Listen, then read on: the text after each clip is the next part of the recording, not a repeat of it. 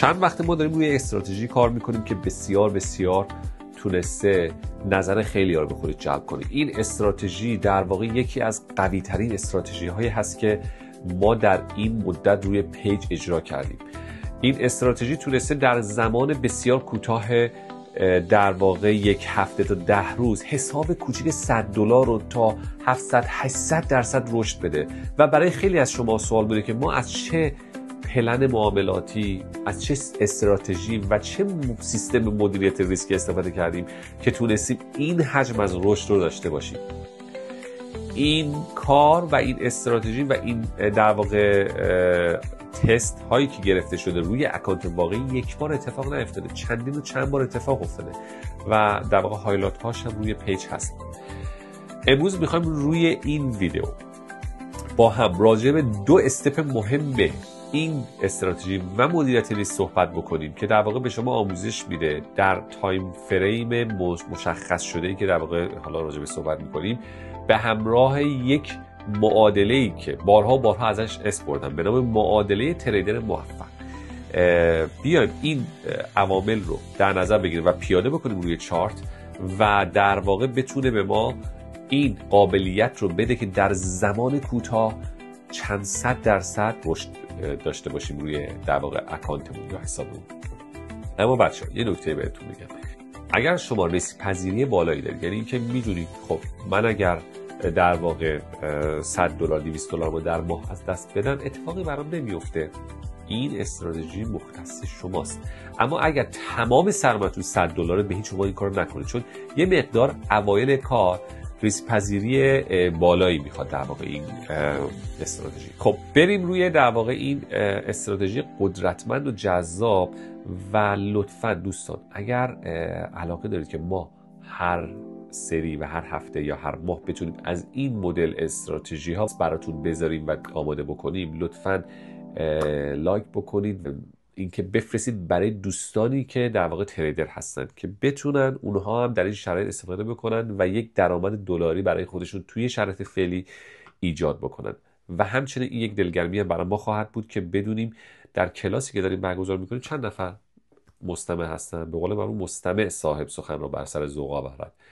بریم روی این استراتژی جذاب و تا انتهای ویدیو با من همراه باشید. مرسی. امروز میخوام که در واقع راجع به این استراتژی قدرتمند حرف بزنیم که چطور در کوتاه مدت بتونید کپیتال های خودتون رو رشد بدید و با یک استراتژی قدرتمند به نام MTR یا Major Trend Reversal به همراه ترکیبش، به همراه معادله تریدر موفق که یک معادله‌ای هست که من توضیح میدم جلوتر، بتونید از این 2 ترکیب استفاده بکنید و حسابتون رو رشد بدید. بچه‌ها یک نکته رو اول من بگم. اول اینکه در واقع در این استراتژی که ما میخوایم آموزش بدیم یک المان خیلی مهمی که تعریف میشه و باید اون رو همیشه لحاظ بکنید توی معاملاتتون به نام معادله تریدر موفق هست. حالا من اینو توضیح میدم که چی هست. دومین نکته ریسک پذیریتون هست که باید ریسک پذیری بالا باشه، ریسک پذیری بسیار بالا. اگر در واقع ریسک پذیر نیستید و نمیتونید تحمل بکنید مثلا از دست دادن $100 $200، این سشن و این استراتژی اصلا به درد شما نمیخوره. همین اول بهتون بگم که وقتتون رو واسه این نذارید، چون این در واقع استراتژی باید شما ریسک پذیر باشید. و سوم اون بحث set and forget هست. خب ما میخوایم روی این 3 المان مهم کار بکنیم و ببینیم که اینا به چه صورت میتونه توی چارت لایو برای ما پیاده بشه. خب معادله تریدر موفق که اول میخوام راجع به صحبت بکنم و بسیار مهم هست. گفتیم از 3 المان احتمالات، ریسک و ریوارد درست شده. به چه صورت؟ این که شما زمانی که میخواید یک پوزیشنی رو، یک ترید رو باز بکنید، شما باید همیشه این سه تا عامل رو در نظر داشته باشید. حالا وقتی که شما میخواید یک پوزیشن رو باز کنید، به خودتون میگید که خب اگر من بخوام یک تریدر موفق باشم، خب نیاز دارم که معادله تریدر من مثبت باشه. معادله تریدر مثبت یعنی چی؟ یعنی این که احتمالی که در واقع توی یک در واقع معامله میخواید شما انجام بدین باید همیشه مثبت، یعنی بزرگتر از اون سمت معادلتون باشه. یعنی چی؟ یعنی مثلا اگر شما یک پوزیشن رو میخواید باز بکنید، میدونید که احتمال موفقیت 60%. خب پس این در واقع جزء اول ما تیک خورده و اون رو باید ضرب در مقدار ریواردی که میخواین در واقع روی اون تارگتتون یا اون تیپیتون یا اهدافی که در واقع در نظر گرفتید که مارکت بهش برسه و در واقع شما سود بکنید، باید ضرب در اون بشه که ریواردتون مثلا هست ریوارد 3 یا حتی ریوارد 2. من حالا خیلی ایدئال تر مثال بزنم، ریوارد 2. خب یعنی 60 ضرب در 2 میشه چقدر؟ 120. 60% ضرب در 2 میشه 120. این ور معادله که در واقع میمونه، گفتید شما 60% احتمال موفقیت توی معاملتون رو دارید، این ور از 60% از 100% اگه ما کمش بکنیم چقدر میمونه؟ 40%. درسته؟ بچه این نکات خیلی مهمن، خیلی خیلی خیلی مهمن. شاید الان شما به عنوان یک 4 تا عدد و رقم دارید میبینید، ولی وقتی میبینید روی چارت متوجه میشید که چطور اینا بازی میکنه. گفتم این مثل گاز و کلاج و ترمز شما هست، سه المان مهم. خب 40% ضرب در گفتیم ریسک به ریوارد 1 دیگه، درسته؟ پس ریسک به ریواردتون مثلا 2/1 هست یا ریسک به ریواردتون 3/1 هست. حالا این دیگه دست خودتونه که چطور میخواین استراتژیتون رو بچینید و خب احتمال مهم به احتمال باید 60% باشه یا حتی 70% باشه. حالا میگم این چطور اجرا میشه و چطور ما میتونیم تشخیص بدیم روی چارت. خب شد 120 بزرگتر است از 40، درسته؟ پس مثبت شد این ور معادلتون، یعنی بزرگتر شد. پس این میشه معادله تریدر موفق. خب یعنی این که هر جوری که شما هر جایی که میخواید ترید کنید، اگر احتمال پایینی رو در نظر بگیرید، مثلا میگم آقا من الان میخوام اینجا مارکت اومده به یک کفی رسیده، به فرض مارکت اومده پایین اینجوری ریخته، بذارید من این اصلا با قرمز بکشم که ریزش مشخص بشه. ریزش اتفاق افتاده، مارکت اومده به این کف رسیده، من همینجا میخوام استپین بکنم. خب استپین بکنم و در جهت مثلا اون بایر باشم یا خریدار باشم. خب اگر شما بخواید توی این نقطه خریدار باشید، فرض کنید تایم فریمتونم تایم فریم مثلا 4 ساعته 4H یا حتی دیلیه، اگر اینجا بخواید در واقع خریدار باشید یا بار باشید، فکر میکنید که چند درصد از این احتمال رو اینجا شما دارید در نظر میگیرید یا احتمال موفقیتتون چقدره؟ احتمال موفقیتتون در واقع کمتر از 10% بچه ها. چرا؟ چون مارکت داره در واقع سقف و کف های پایین تر میزنه. چرا مارکت الان اینجا باید برگرده؟ پس شما دارید با احتمال 10% کار میکنید، یعنی این که 10%. خب حالا من میگم به فرض اوکی من ریسک ریوارد 2 هم در نظر میگیرم، ضرب در 2 چقدر میشه؟ اون ور معادله چقدر میشه؟ گفتیم از 100% 10%ش رفت 90% مون، درسته؟ 90% ضرب در ریسک ریوارد هم 1 دیگه، این ریسکمون 1، اینجا ریسکه. کدوم ور معادله بزرگتر شد؟ این ور. یعنی شما 90% احتمال شکست دارید به چقدر؟ به 20%. میبینید معادلتون منفی شد. این معادله تریدر منفی هست. این معادله تریدر موفق یا مثبت.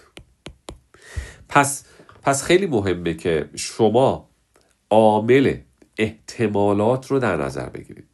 پس در واقع در معادله تریدر موفق میگیم اگر ما بخوایم نسبت به احتمالات، چقدر من بدخط می‌نویسم امروز، به خدا توی کورسام تمیز می‌نویسم، اینجا یه مقداری میخوام چون حجم مطالب زیاده و میخوام در تایم خیلی پایینی رو بهتون آموزش بدم، میخوام تا جایی که میتونم این مطالب و دیتا رو لود بکنم روی این پست، برای همین خیلی دیگه دقیق نمیشه، عذرخواهی میکنم. خب شما احتمالات و ریسک و ریوارد، درست؟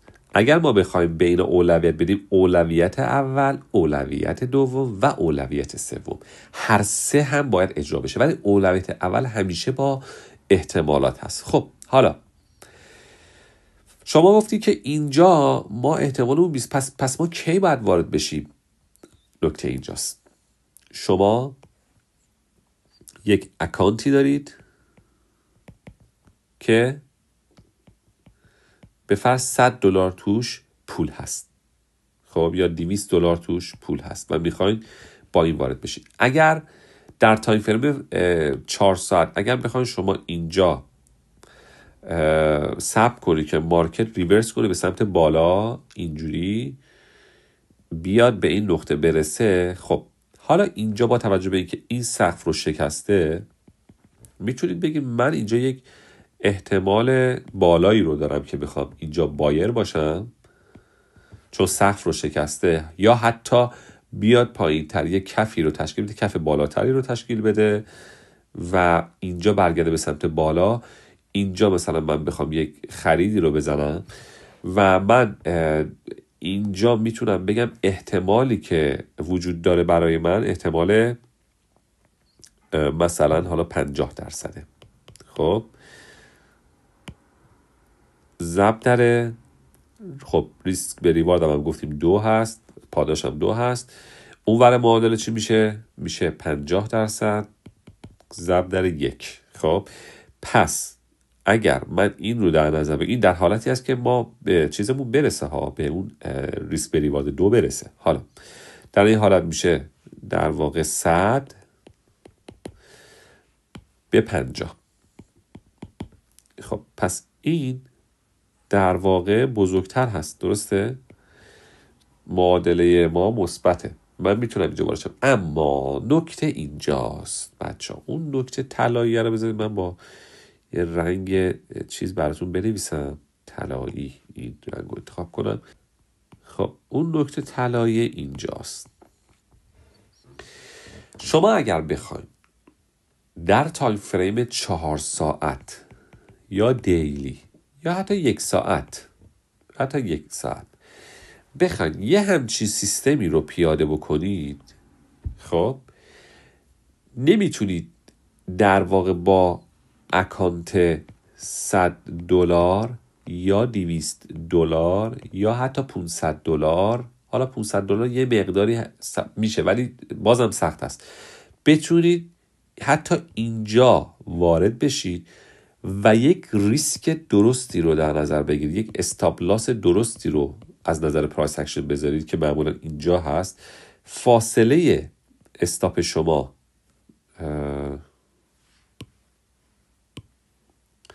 فاصله ورود و استاپ شما انقدر زیاد هست که در واقع کاری که میکنه این که اگر حتی ریوارد مثلا 2x هم به شما بده، شما انقدر فاصله ریواردتون، فاصله در واقع ریسکتون زیاده، چون تایم فریمتون 4 ساعته دیگه، دیلیه یا حتی 1 ساعته، انقدر این فاصله زیاده که ممکنه اصلا مارکت با این $100 یا $200 حتی به اونجا هم نرسه، یه مقدار بره پایین تمام حساب شما لیکوید میشه و کلا حسابتون پاک میشه. خب حسابتون کلا پاک میشه. پس من چی کار باید بکنم؟ من باید بیام تایم فریم رو بیارم پایین، با توجه به اینکه میخوام معادله تریدر موفق داشته باشم. دوباره در نظر بگیرید فرض کنید این سناریو ریزش کرد، مارکت اومد پایین. خب توی این حالت بچه‌ها، توی این حالت شما در تایم فریم 4 ساعته داشتید نگاه میکردید و این کانفرمیشن رو گرفتید. ولی یه نکته طلایی دیگه،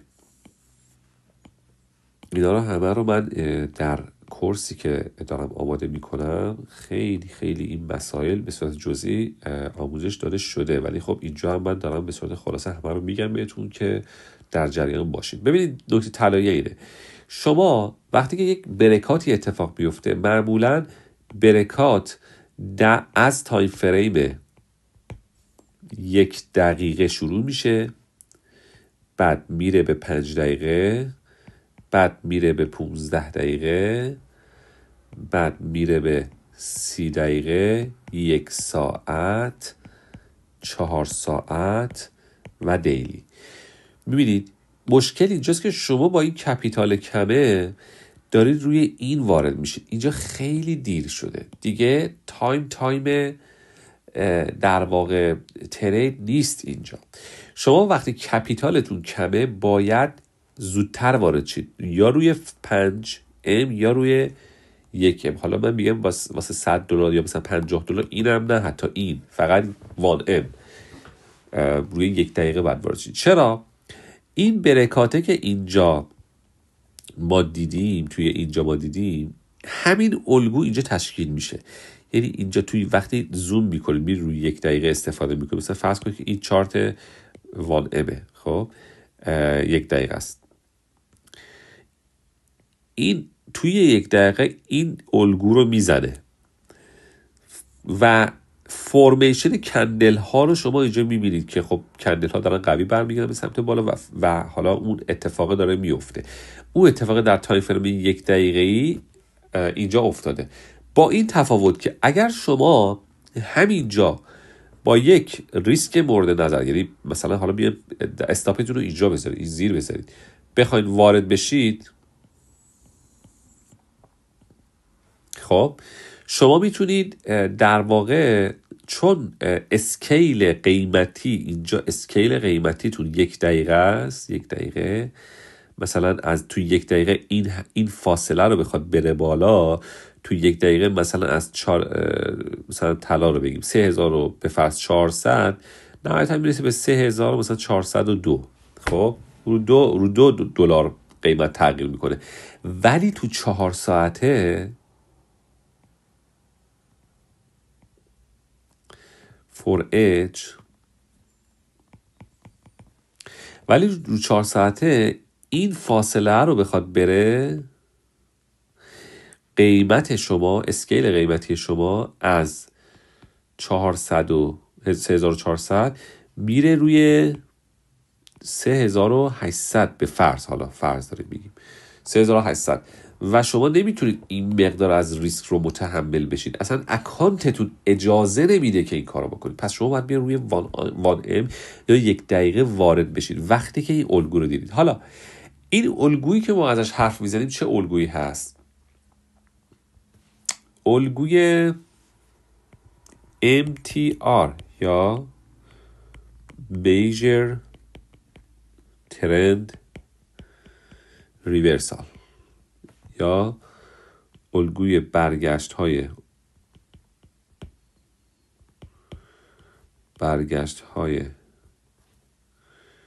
روند، یا بهتر اینجا بگیم برگشت های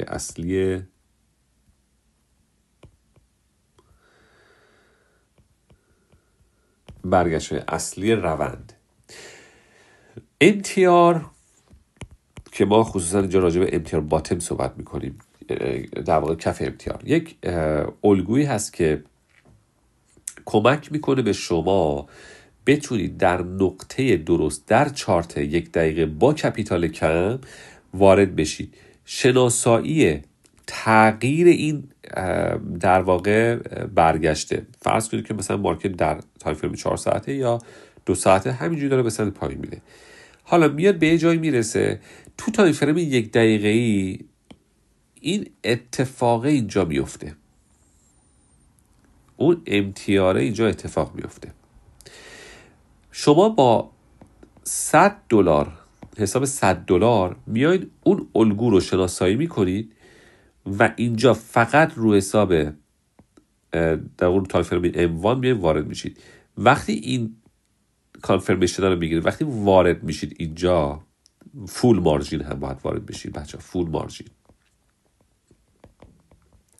وقتی فول مارجین وارد میشید میاد مارکت یهو از اینجا یک جامپ خیلی زیادی میکنه. شما دیگه اینجا در واقع وارد شدید و حالا وقتی میرید تایم فریم 1 ساعت یا 2 ساعت اونو به شهود میبینید، به طور واضح میبینید و با شکستن هر برکات، یعنی اگر مثلا این صف شکسته شد، این صف شکسته شد، این صف شکسته شد، شما اسکیل اپ میکنید. یعنی چی؟ یعنی حجم اضافه می کنید. خب چطور؟ نکته بعد، من دارم اینا رو لایه به لایه میگم میرم جلو که بعداً جمع‌بندی برسیم به اون استراتژی بچه‌ها. یعنی فعلا لایه های اول و دوم و سوم رو دارم اینجا براتون شرح میدم. خب بحث اینه که توی حالت در واقع M1 وارد شدید به عنوان پوزیشن 1 و در واقع حساب شما رفت تو سود. مثلا اگه $100 بوده، بالانستون، این بالانستونه و ایکویتیتون یا در واقع اون سرمایه‌ای که به اضافه یا منهای سود یا ضرری هست که در واقع در حال حاضر نسبت به پوزیشنتون وجود داره، مثلا شده $150. فرض کنید که شما $50 اینجا سود داشتید. من اینم مثل متا تریدر میخوام با یک رنگ چیز بنویسم، آبی بنویسم که سود شبیه همون میشه. خب 50 یک حساب $50 سود. حالا ایکویتیتون شده $150. وقتی ایکویتیتون به این مقدار رسید، صبر میکنید مارکت وارد یک فاز شکست بعدی بشه. شکست بعدی کجاست؟ جایی که اون برکات اتفاق میفته. حالا در تایم فریم مثلا 30 دقیقه یا 1 ساعت. الان میتونید تایم فریم میتونید یه پله ببرید بالا. دفعه قبل روی تایم فریم M1 بودید، الان میاد رو تایم فریم مثلا 5 دقیقه یا مثلا 15 دقیقه. خب وقتی که وارد اینجا میشه، شما یک حجم دیگه اضافه میکنید. فرض کنید که پوزیشن اولتون اینجا بوده، مثلا با 200 لات وارد شدید روی طلا به فرض. پوزیشن دوم رو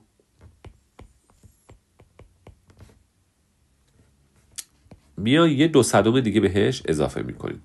حالا مارکت با برگشتش به سمت پایین، حتی اومده پایین، شما رو لیکوید نمیکنه، چون شما الان ایکویتیتون مهمه. ایکویتیتون $150. در واقع اون $100 نیست بالانستون. وقتی که مارکت اینجا دوباره به سمت بالا حرکت کرد و شما در تایم فریم در واقع H1 یعنی 1 ساعت یا حتی 2 ساعت به وضوح اون حرکت تغییر بزرگ رو میبینید، حالا میتونید پوزیشن هاتون رو در واقع پوزیشن سومتون رو 2 برابر بکنید. مثلا به جای 200 بکنم 400. من میتونم یه 400 اضافه بکنم. میبینید الان ما 3 تا پوزیشن اینور براتون بنویسم. 3 تا پوزیشن زدم. پوزیشن اولم یه 200 بود، پوزیشن دوم برکات اتفاق افتاد، یه 200 دیگه اضافه کردم. در تایم مثلا این در تایم فریم M1 بود، این در تایم فریم مثلا M5 بود، 5 دقیقه بود. پوزیشن سومم رو یه برکات دیگه در تایم فریم مثلا حالا 30 دقیقه یه پوزیشن مثلا 400 لات زدم. پوزیشن چهارمم رو دوباره برکات زد، میتونم مثلا یه 400 دیگه اضافه بکنم و توی مثلا میگم توی H1 مثلا 1 ساعته، این پوزیشن ها رو یکی به یکی اضافه بکنم و همین کاری که دارم میکنید اکویتی شما از در واقع $150 یهو میاد مثلا میرسه به $400. وقتی که مارکت، حالا نکته اینجاست، میبینید شما وقتی که مارکت به این نقطه رسیده، شما آلردی $400 به عنوان اکویتیتون هست. اما این سیستم قبلی که شما کار میکردین، شما وقتی که مارکت به اینجا میرسه، تازه اینجا میخوایم ورود اولتون رو بذارید. با چقدر؟ با $100. یه ذره پایین حرکت کنه مارکت، کل حسابتون رو پاک میکنه. ولی این حتی اگه تا اینجا هم بیاد، حسابتون رو پاک نمیکنه، چون شما $400 پول توی اکویتیتون دارید و حتی اسکیل اپ کردید، حتی از لول های پایینتر خریدید و فعلا اون 2 تا پوزیشن اول شما هنوز مثبته، پس حساب شما لیکوید نمیشه. فرقش اینجاست. حالا نکته اینجاست که ما چطور MTR رو شناسایی بکنیم. بچه این لایه هایی که من امروز اینجا گفتم خوب یاد بگیرید اول که دستتون بیاد چه کار باید بکنید و میریم روی کورسی که من آماده کردم البته برای دورم. اگر علاقه‌مند بودید که حالا استراتژی های قدرتمند دیگه ای رو هم یاد بگیرید، میتونید به من دایرکت بدید و عضو در واقع گروه تریدری ما بشید که ما هر هفته این آموزش ها آپلود میشه، هر هفته پوزیشن ها و سیگنال های ترید در مارکت ارائه میشه و میتونید اونجا در واقع استراتژی های بیشتری رو یاد بگیرید و حتی مسلط تر بشید روی دیدن پترن ها و الگوها. شاید اگر خودتون بخواید یاد بگیرید در بلند مدت، ممکنه مثلا 3 سال 4 سال زمان ببره و کلی هزینه بابتش بدید، ولی خب با دیدن این استراتژی ها و موارد و مطالبی که آماده شده میتونید در عرض کوتاه مدت به اون هدفتون برسید و شروع کنید به درآمد دلاری داشتن و سرمایه گذاری کردن در حساب تریدتون. خب ما میریم روی بخش سوم که در واقع میخوایم MTR رو آموزش بدیم و این رو میتونید شما در حالا پست های بعد در پیج اینستاگرام مشاهده بکنید یا اینکه حتی به پیج یوتیوب ما مراجعه بکنید برای دیدن در واقع کامل این پست. درود بر شما دوستان، وقتتون بخیر. مستخدمین هستم با بخش دیگری از جلسه پرایس اکشن در باره موضوع مهم MTR باتم یا برگشت های اصلی از کف. MTR خب در واقع مخفف میجر ترند ریورسال هست.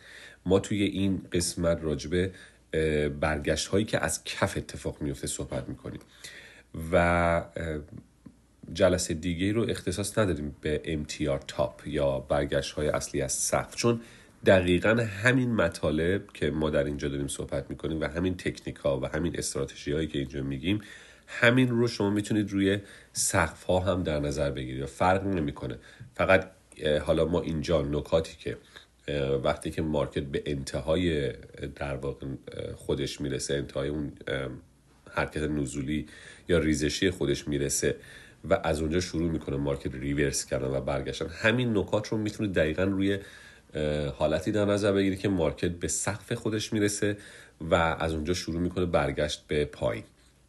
پس این در واقع قسمت به نوبه خودش تکنیک هایی رو به شما آموزش میده، استراتژی هایی رو به شما آموزش میده که هم در کف هم در سقف میتونید برگشت های اصلی روند رو در واقع شناسایی بکنید. کلیه حقوق این مجموعه به شرکت پروفشنال دیولپمنت اسوسییشن نیوزیلند تعلق داره و از شما عزیزان خواهش میشه که در حفظ آثار این مجموعه کوشا باشید. خب ما در این قسمت میخوایم حالا ببینیم که کجاها باید وارد بشیم.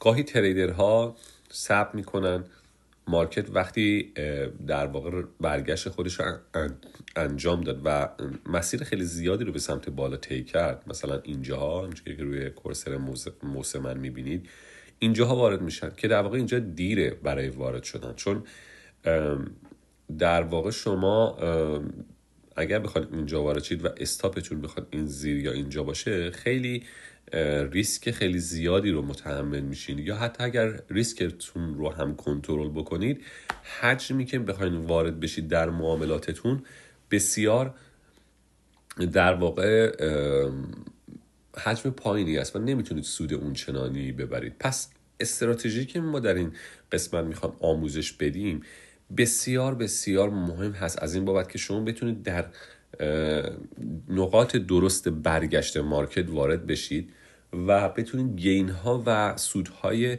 بزرگی رو بگیرید. و ما توی حالا پیج اینستاگراممون هم یک هایلایت رو گذاشتیم که در واقع بحث حالا این تبدیل این کپیتال ها و پول هایی که حالا شما مثلا وارد ترید میکنید، حالا پولتون کم هست، کپیتالتون کم هست، وارد میکنید و اون رو تبدیل میکنید به یک مبلغ قابل توجه یا مثلا چند درصد خیلی خوب گین در مدت کوتاه، از این استراتژی استفاده میکنه.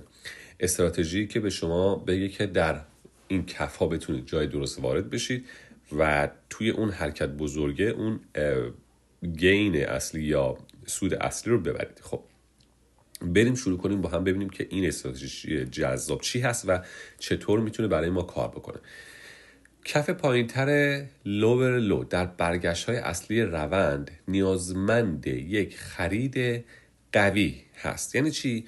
یعنی که مارکت داره لوور لو میزنه، کف پایینتر، کف پایینتر، کف پایینتر، کف پایینتر، کف پایینتر، اما برای اینکه بخواد مارکت برگرده به سمت بالا یک خرید قوی نیاز داره. ببینید اینجا خرید ما اونقدر قوی نیست، درست؟ ببینید چقدر کندل تشکیل شده تا مارکت برسه به این نقطه بریک ایون یا سر به سر، جایی که دقیقاً این برکات اتفاق افتاده و مارکت تازه خودش رو رسونه به اونجا.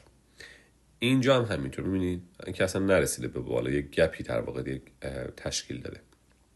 دوباره یک برگشت به سمت پایین، دوباره ببینید چقدر مارکت کندل تشکیل شده تا مارکت رسیده به این نقطه، دوباره یک برگشت به سمت پایین. و وقتی که اینها رو شما میبینید، اینا همه برگشت های مینور هستن، برگشت های ماژور نیستن. مینور یعنی برگشت هایی که ضعیفن، برگشت هایی که کوچکن، برگشت های اصلی نیستن. برگشت های اول که خط روند نزولی رو قوی شکسته و یا گپ مووینگ اوریج یا همون خط میانگین متحرک درست کرده که اگر این برگشت مینور باشه، برگشت دوم میتواند ماژور باشد. خوب دقت کنید، میگیم اگر برگشت اول مینور باشه، برگشت دوم میتونه ماژور باشه.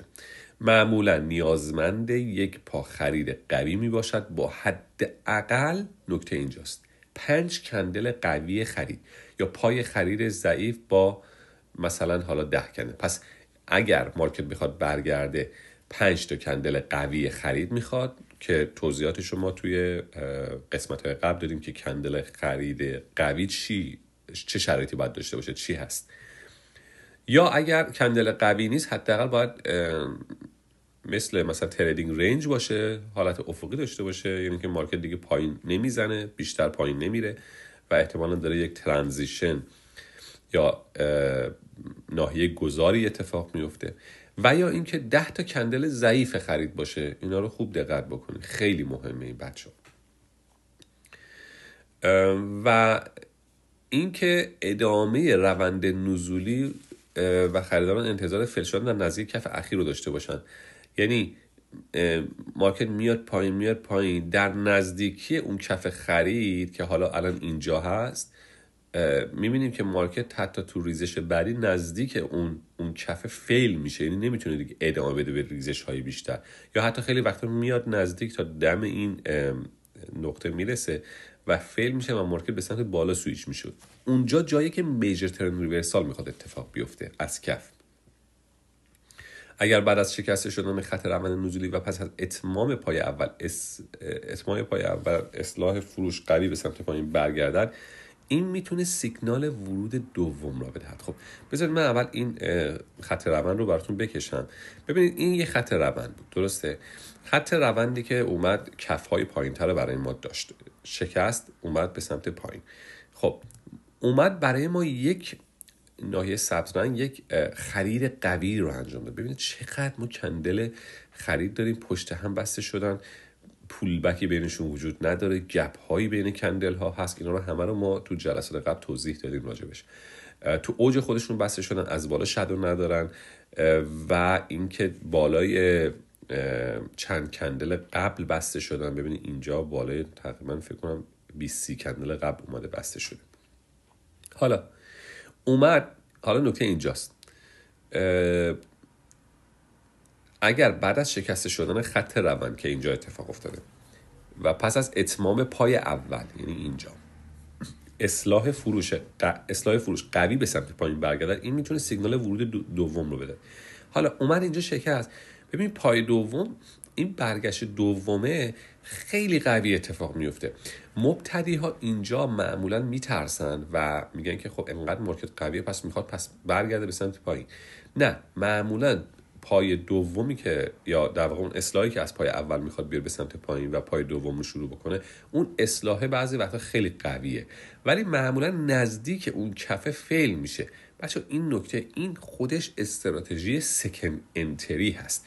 سکند انتری یعنی نقطه ورود دوم. همیشه به مارکت اگه برید روی چارت نگاه بکنید متوجه میشید که مارکت ها معمولاً برای برگشت های اصلی در واقع به اون سکند انتری احترام میذارن و در واقع اون سکند انتری پروسش انجام میشه. پس این خیلی مهمه که یادتون باشه که مارکت میخواد این سکند انتری رو انجام بده. اینجا اومد بالا، برگشت اصلاحش برگشت قوی به سمت پایین، فیل شد نزدیک کف و مارکت از اونجا به سمت بالا ادامه داد. میبینید اینجا دقیقا جایی که مارکت فیل میشه. و سوم این که حالا این نکته سومی که سیگنال خرید قوی وقتی در نزدیکی کف اخیر دیده میشود که این میشه همون سکند انتری ما. خب من یه بار دیگه اینجا رو بذارید کامل رو صحبت بکنم. خب این نقطه میشه سکند انتری ما و میبینید که از اونجا مارکت با چه قدرتی دوباره به سمت بالا برگشت. اصلا شما فشار خرید رو اینجا متوجه میشید. کندل ها ببینید چقدر، حالا اینجا دوتا کندل بولیش قوی بسته شد، اینجا دوباره پولبک ضعیفی داشت. ببینید پروسه در واقع تحلیل مارکت روی لایو چارت یا در واقع چارت هایی که روی مارکت هستن همینه بچه‌ها، به خدا همینه. یعنی چیزی جز این نیست. اگر اینو شما یاد بگیرید و ملکه ذهنتون بکنید و تمرینش بکنید، باور کنید سودهای بزرگ رو از همین نکاتی که ما داریم توی این چند اسلاید میگیرید.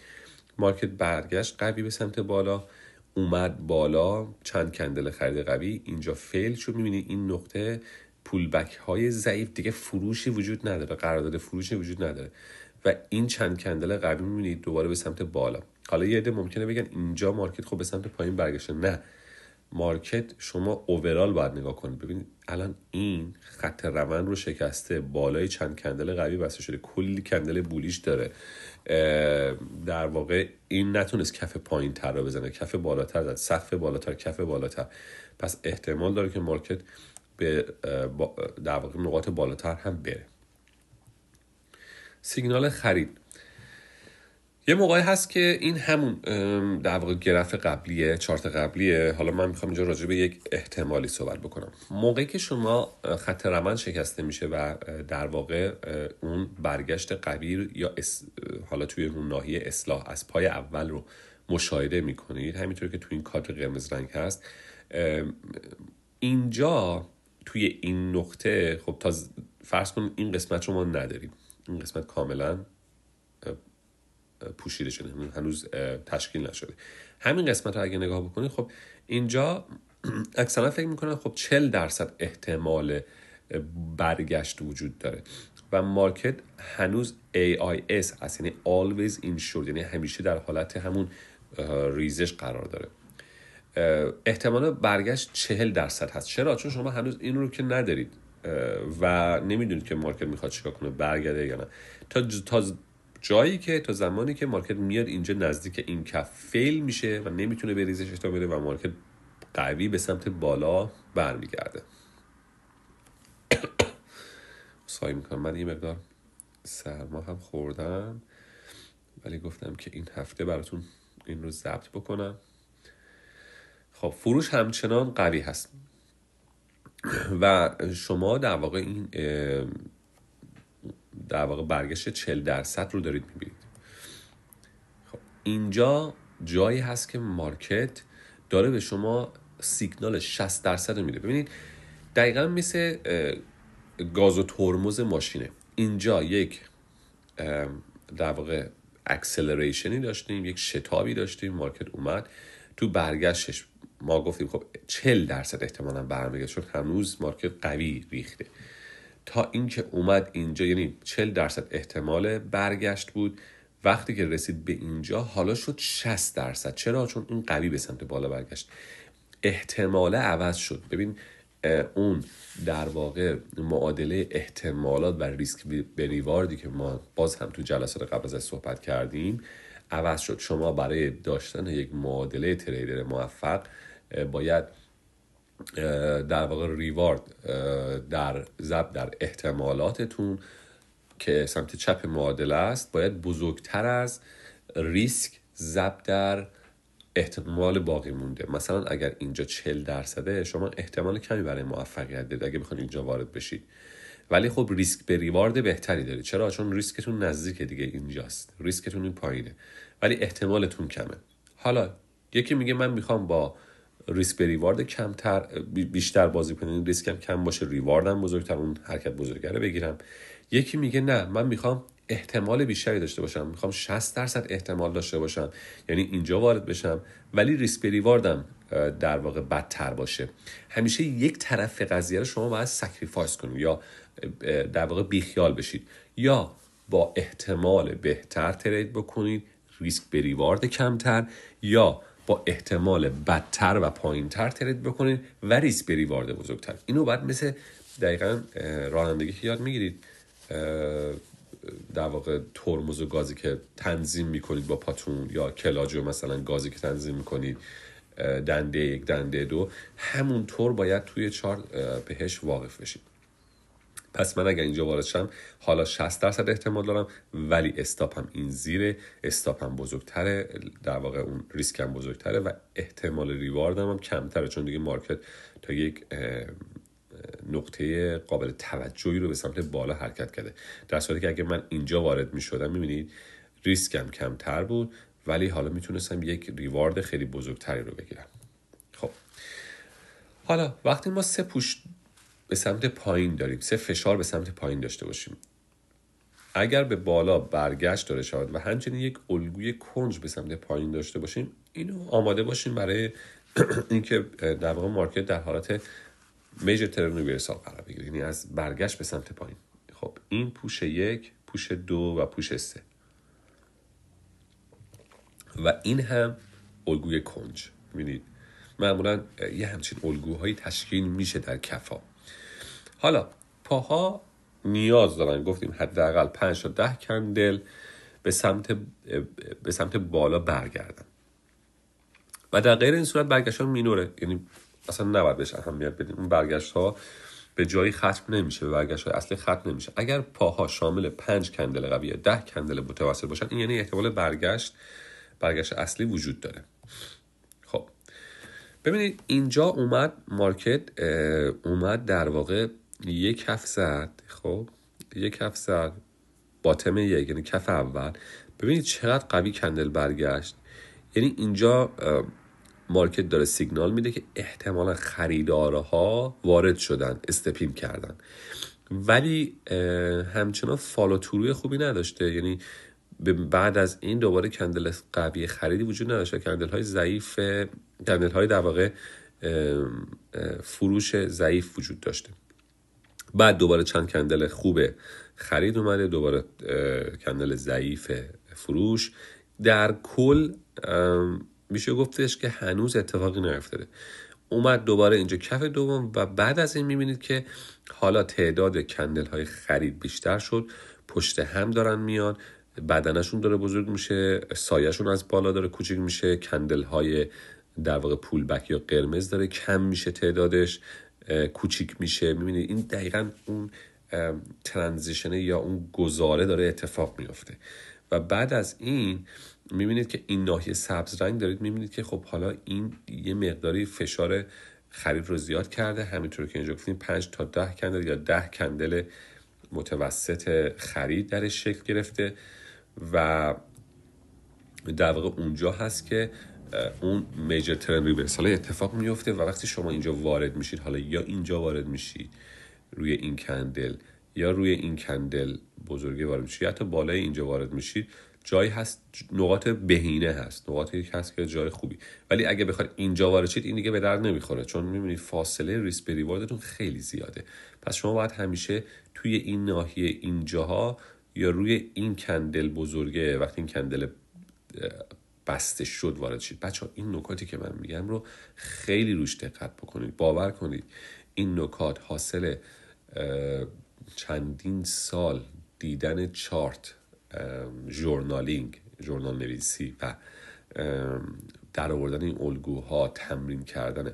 حالا ما داریم اینجا به زبان خیلی ساده مطرحش میکنیم که برای شما قابل فهم باشه، قابل درک باشه، یعنی سریعتر بتونید یاد بگیرید. ولی همین نکات رو اگر چشتون آشنا نباشه به چارت، شاید شما هزار دلار ضرر بدید، شاید شما چندین سال درجا بزنید تا چشتون تازه بتونه این الگوها رو در بیاره. پس خیلی مهمه که به این نکات ریزی که توی صحبت ها میگم توجه بکنید. مثلا میگم این کندل وقتی بسته شد، یعنی شما در میان این کندل هیجانی نشید، خرید بزنید، صبر کنید این کندل بسته بشه بعد وارد بشید. خب پای نهایی میتواند سل کلایمکس باشد که معمولا 1 تا 3 کندل قوی فروش داره. 2 بهتر است برای پای دوم صبر کنید. شما اگر این پا رو میبینید اینجا یه برگشت قوی داشته، اومد برای پای دوم شروع بکنید، میبینید چند کندل فروش قوی داشته که معمولا 1 تا 3، حالا گاهی مثلا 4 تا کندل قوی فروش رو میزنه و بعد مارکت از اونجا به سمت بالا ریورس میکنه و برمیگرده. که حالا بازم میگم شما به این خیلی نمیخواد توجه بکنید، همون بحث اون ترانزیشن یا راهی گذاره و اون مثلا 5 کندل یا 5 کندل قوی خرید یا 10 کندل متوسط خرید رو که میبینید با خط شکست شدن خط روند و یا بسته شدن بالای MA میتونید شما وارد بشید. برگشت های مینور خرید در واقع یا همون پرچم های خرسی یا برفلک ها در واقع رالی هایی هستن که مارکت در یک روندی تشکیل میده. مثلا روند ما ریزشیه، اینجا ریزش میبینید این یه تیکه رالی بهش میگن رالی، یعنی جایی که مارکت میاد پرچم خرسی میزنه، پرچم فروش میزنه تا نزدیک مووینگ اوریج. میبینید رسید به مووینگ اوریج ریزش، دوباره پرچم رسید به مووینگ اوریج ریزش. خب میبینید ولی تریدرهای مبتدی در روندهای نزولی هایر لو امتیار رو میخرن.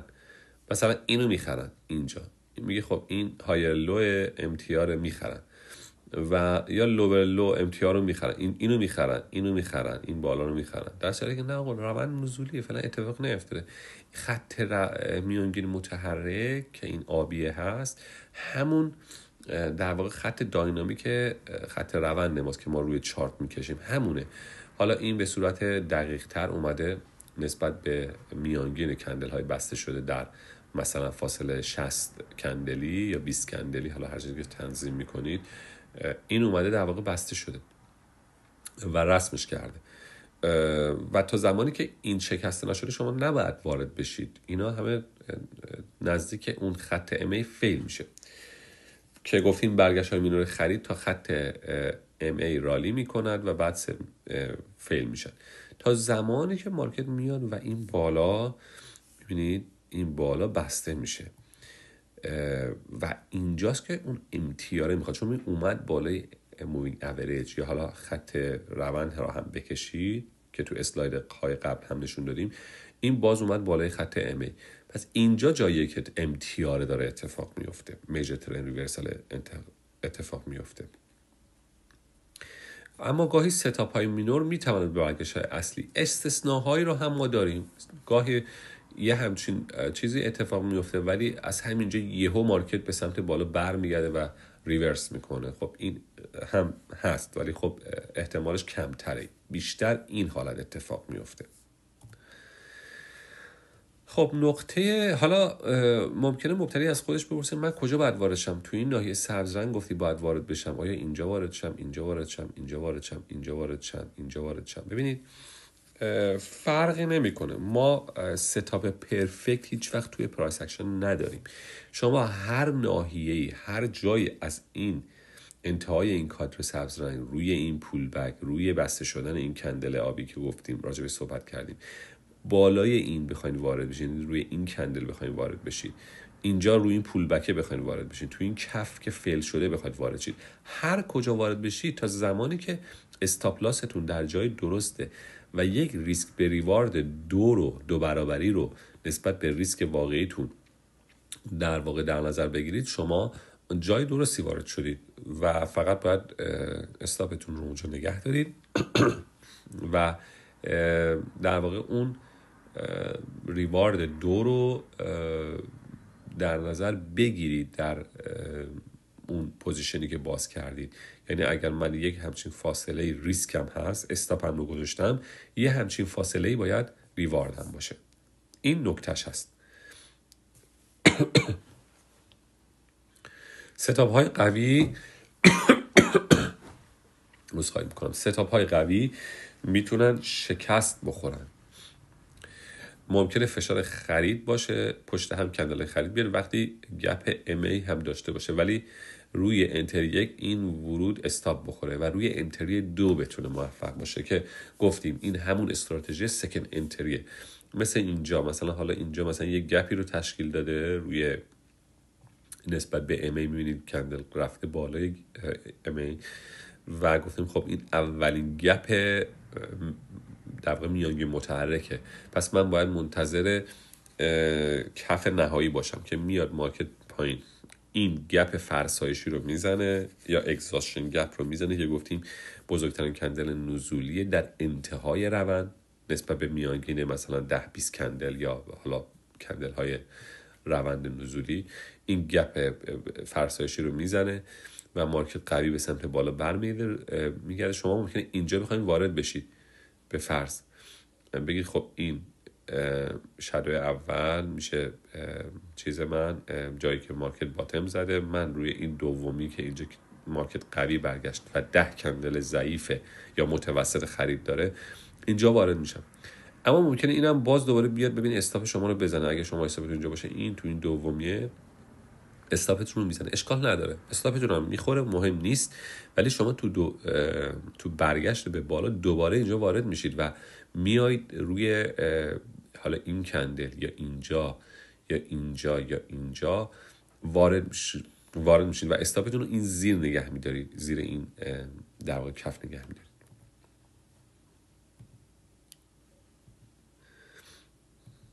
خب ببخشید من اینو بهتون نشون بدم.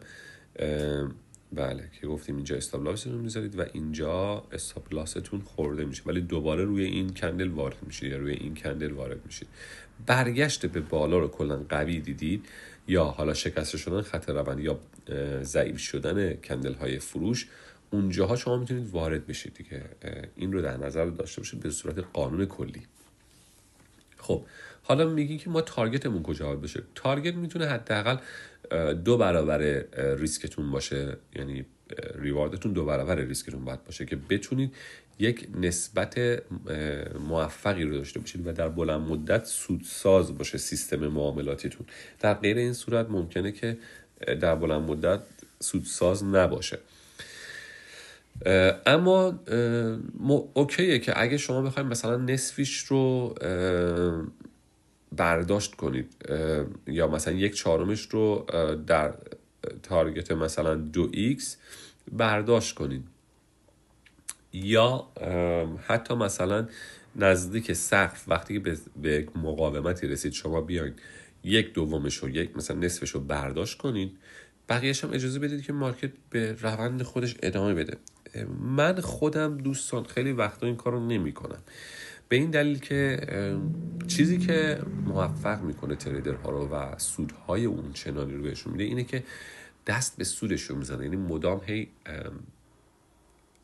برداشت سود میکنن. چرا؟ به دلیلی که ترس دارن. ترس از چی؟ ترس از اینکه نکنه سود من از دست بره و مثلا اگر تا الان چند صد دلاری سود کردم الان این بخواد حذف بشه یا برگرده مارکت پایین و من این رو از دست بدم، و این ترسه باعث میشه که سود رو بردارن، سری معامله رو ببندن. در حالتی که شما اگر اون رو دست نزنید و بدونید که مارکت روندش، مومنتومش، الگوهایی که داره تشکیل میده، کانال باریک، کندل های خرید قوی و عدم حضور کندل های فروش، خب مارکت هنوز قراره بالاتر بره. پس به جایی که مثلا من اینجا به فرض $500 بتونم مثلا سود بکنم، خب میتونم اینجا صبر کنم تا اینجا من $1000 سود بکنم، چرا که نه؟ پس این خیلی مهمه دیگه. خب این رو هم که گفتیم. آره اینجا میگه که وقتی برگشت به بالا قوی باشه یک مقدار پوزیشن رو نگه دار تا سقف بزرگترین کندل در انتهای روند که همون گپ فرسایشی دیگه گفتیم، مارکت میره به سمت بالا تا اینکه یک کندل خیلی بزرگ میزنه در انتهای روند که اون گپ فرسایشی، بعدش هم سریع برمیگرده مارکت پایین و اون گپ رو پر میکنه، میتونید اونجا مثلا خارج بشید. همین چیزی که اتفاقی اینجا افتاده. شما مثلا وارد میشید اینجا، میره مارکت بالا، میبینید انتهای روند اینجا میبینید یک کندل بزرگ قوی زد، یا اینکه اینجا اگر همه این کندل ها رو با هم جمع کنید میبینید یک کندل خیلی بزرگ خرید، یک گپی رو تشکیل داد نسبت به این سقف و بعدش هم سریع اومد اینجا پرش کرد. تازه وقتی که این اتفاق میفته یا مارکت به حالت رنج در میاد، یعنی ممکن مثلا یک حرکت افقی داشته باشه، یا TBTL که اونم راجبش ما تو قسمت قبل صحبت کردیم، 10 bars 2 legs، یعنی حداقل مارکت 10 کندل و 2 پا به سمت پایین حرکت میکنه، 1 پا 2 پا، ببینید حداقل داریم میگیم، ممکنه بیشتر هم باشه. پس حداقل 10 کندل به سمت پایین و 2 پا باعث میشه که نشون بده که مارکت خب حالا یا داره ریورس میکنه یا پول بک های عمیق داره میزنه، یا اومده به حالت مثلا گذار که همون در واقع ناحیه رنج هست. خب یه نکته مهم اینجا میخوام بگم، من اینو ستاره هم زدم که مشخص باشه. ببینید برای خروج از معامله‌ای که حالا باز کردید شما چند تا المان و پارامتر رو میتونید در نظر بگیرید. معمولا من خودم لگ ها رو در نظر میگیرم، میگم لگ 1 مساوی لگ 2. مثلا اگر مارکت یه همچین فاصله ای رو اومده، لگ 1 یه اصلاحی رو داشته و بعدش میتونه روند بعدی رو شروع بکنه که در واقع اون پای دومش مساوی باشه با پای اول، این لگ 1 مساوی لگ 2. یا از این اندازه‌گیری استفاده کنیم که بهش میگیم حرکت اندازه‌گیری شده که باز هم تو جلسات قبل راجع بهش صحبت کردیم. یا ارتفاع بدن کندل ها رو توجه بکنید، ببینید که بدن کندل ها چقدر بزرگ هستن نسبت به کلوز کندل های قبل بررسیشون بکنید. سقف رنج ها، این که مثلا توی ناحیه رنج هستین، خب مارکت به یک سقفی رسیده و اونجا میتونید مثلا خروج بزنید. سقف پول بک ها، میتونید توی پول بک ها در تایم فریم های بزرگتر خروج بزنید که همون میشه همون بحث بک تو بریک ایون، برگشت به ناحیه سر به سر. یا نسبت به اندازه ریسک اولیه یا ریسک واقعی که گفتیم، همون ریوارد 2 برابری هست نسبت به ریسکتون. و این که نکته آخر هم این که هرگز تا انتهای سشن پوزیشنتون رو نگه ندارید. مثلا اگر شما سشن لندن و نیویورک دارید ترید میکنید، وای نستید تا